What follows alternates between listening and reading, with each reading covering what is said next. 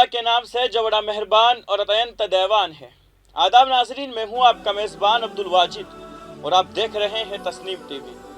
ناظرین، آج کی ہماری خاص پیشکش اسلام کے جنگجو میں آپ کا استقبال کرتا ہوں۔ ہمارے اس پیشکش میں خلیفہ رابع حضرت علی رضی اللہ عنہ کا ذکر چل رہا ہے۔ ہم نے پچھلے ایپیسوڈ میں آپ رضی اللہ عنہ کے فضائل میں احادیث مبارکہ کے بارے میں جانا تھا، اور آج بھی آپ رضی اللہ عنہ کے فضائل میں احادیث مبارکہ کے بارے میں جانیں گے۔ حضرت عمران بن حسین رضی اللہ عنہ کہتے ہیں کہ نبی صلی اللہ علیہ وسلم نے فرمایا کہ علی میرے ہیں اور میں ان کا ہوں، اور وہ تمام مومنوں کے محبوب ہے۔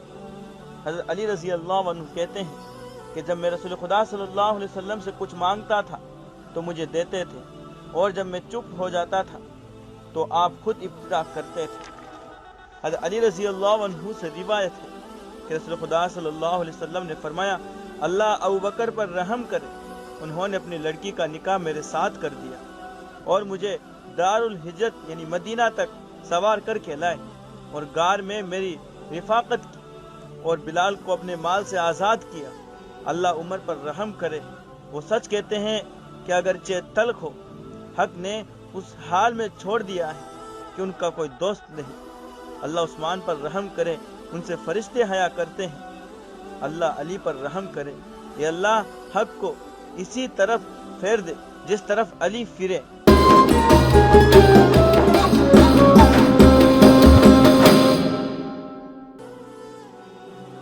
حضرت ام عطیہ رضی اللہ عنہا سے روایت ہے، وہ فرماتی ہے کہ رسول خدا صلی اللہ علیہ وسلم نے ایک لشکر کو کہیں بھیجا جس میں حضرت علی رضی اللہ عنہ بھی تھے، تو میں نے رسول خدا صلی اللہ علیہ وسلم کو ہاتھ اٹھائے ہوئے یہ دعا مانگتے ہوئے سنا کہ اللہ مجھے موت نہ دینا جب تک علی کو واپس آتا نہ دیکھ۔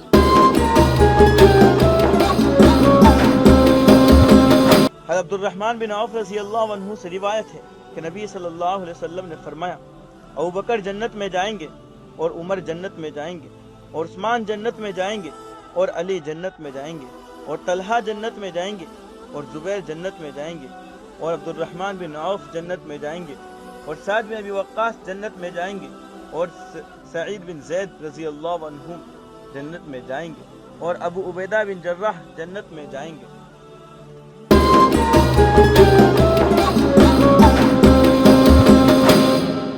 آج کی اس خاص قسط میں بس اتنا ہی، مجھے دیجیے اجازت اور آپ دیکھتے رہیے تسنیم ٹی وی، آپ کے میزبان عبدالواجد کے ساتھ۔ اللہ حافظ۔